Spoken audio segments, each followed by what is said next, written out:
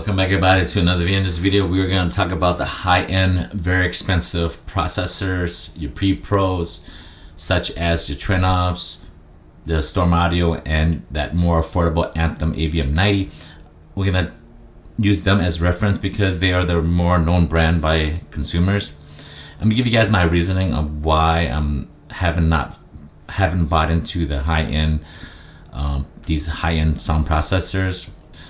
Because I had been eyeballing the AVR 70, and before I get to some of the examples that you can research yourself if you haven't seen it, and it's a really touchy subject, but for the diminishing returns and all that, from a, let's say, $2,000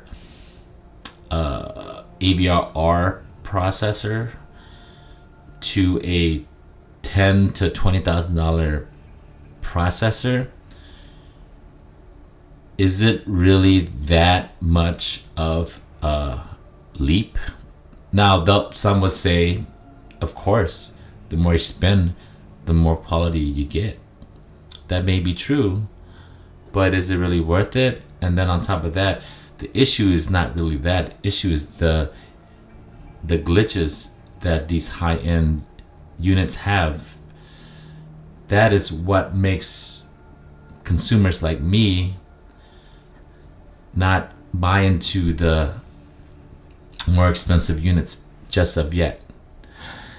With the Trenoff, it is said that once you get it all communicating with your other equipments, that there is a delay in audio for a few seconds. And the opposite is true with the Storm Audio, where there will be a delay in the display for a few seconds. Now, these glitches can be really annoying if you experience this and you spent a lot of money on a unit. And with the Anthem processor, not as bad, but sounds like if you were to adjust your volume, it's a little slow, it's finicky, and when you change the sources, sometimes there's a loud, unstoppable noise. I'm assuming that's a static noise. And with these examples that we find, if it's true, and I'm assuming that it is not happening to more than 30% of the consumers, I hope not. Either way, with these odds and the probability that you would have issues, I don't want to take a chance on it yet, or not at all. And on top of all that, I haven't heard from any consumers that the high-end processor that they own, I haven't heard yet on how that if it's flawless for them or if they have no glitches. All I've heard is just these owners are trying to sell their Trenoffs and everything, but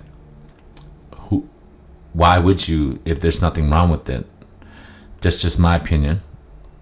There's no way that I'm gonna spend all that money just to take a chance to have a possibility to deal with some of these glitches. And I have my own glitches in my mid-tier processor, which I'm gonna tell you guys about,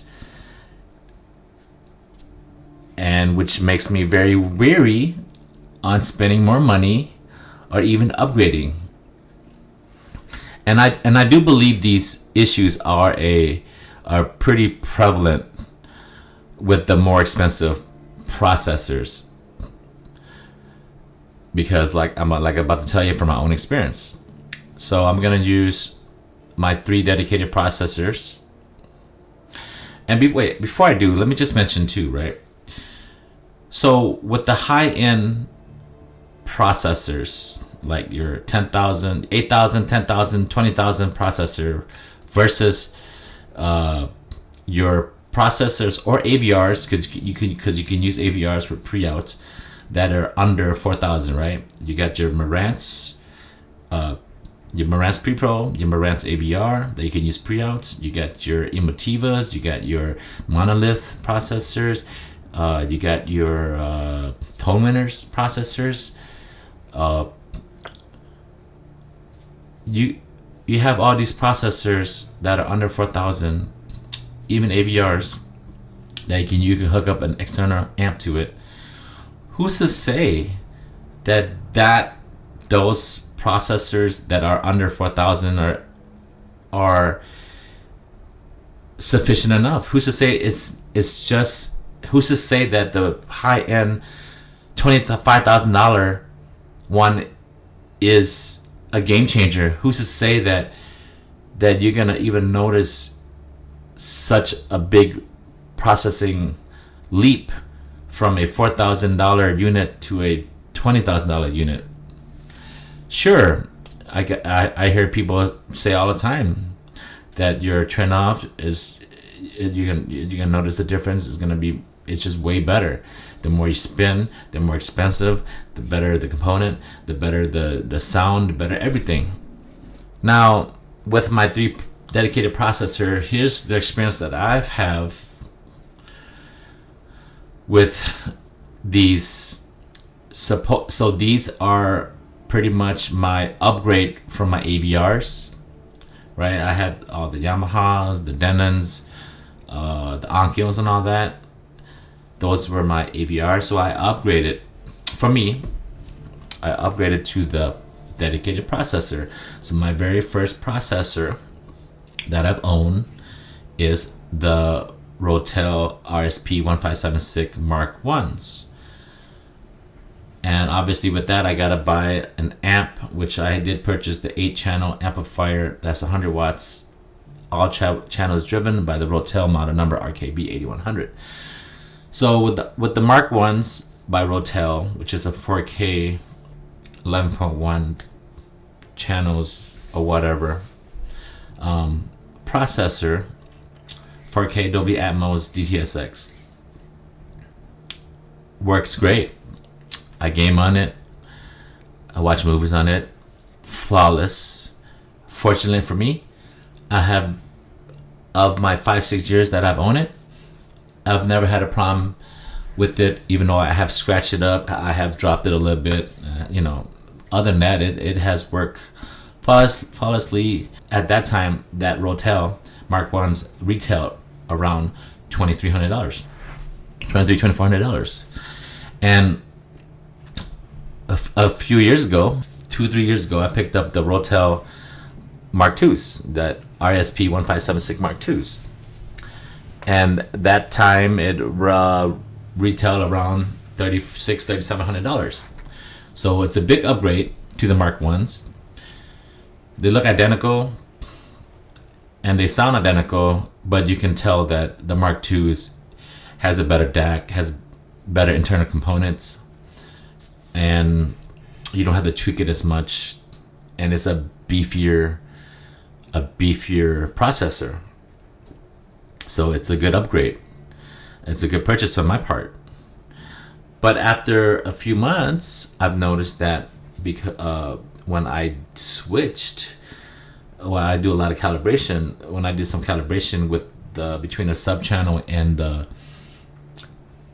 other regular channels, sometimes the static doesn't switch over, or it blends in with the other channels. Sometimes it did that and sometimes it didn't. So that's one glitch. And then the other glitch I've noticed is that sometimes when you turn on the unit, your sound cuts out, and you can tell. So when it does cut out, all I have to do is just shut it off, shut it back on. So when I reset that unit, it goes away. But nevertheless, it's a glitch. And nevertheless, this unit costs a lot more than its predecessor. You know what I mean? And it's very annoying.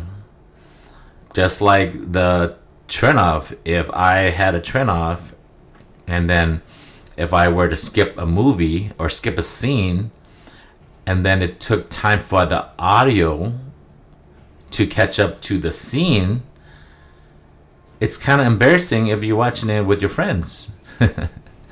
Same thing with my Rotel Mark IIs here. If I watch a movie with my guests, and then I gotta go and reset it, and reset it every time I turn on a movie, it's kind of dumb if I spend if I spend a lot of money on something like that, right? Luckily, right now, because I disconnect and reconnect a lot of my processors, luckily right now, the Rotel Mark IIs, those glitches that I haven't seen it. It hasn't came up in a while. Right now it's kind of non-existent. But who's to say if I disconnect my Rotel Mark IIs right now and then reconnect it later on that it won't come back? And finally, on the Marantz, my Marantz 8K AB7706, which has one output that is 8K 60, 4K 120, which I use for gaming, and the rest is just 4K 60 and 1080p 120 for the other ports. The glitch I have with this dedicated processor, which retails at that time around $3,000, make a long story short, is that if it's hooked up to, if the HDMI is hooked up to the eARC port on the back of your display, you're gonna lose signal off and on, or it'll keep on switching modes, like game mode on you, thinking that you're trying to switch game mode for whatever reason. And the way to and I still have this glitch to this day, and the way that you get around this glitch is that you just have to plug the HDMI to any other port, as long as not eARC, an audio return channel port. Now, that's not such a big deal,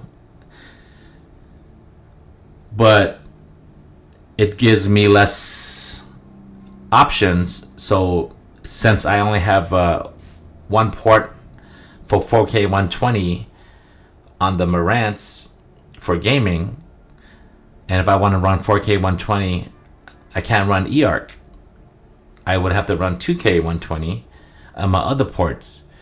So this glitch is really annoying for me.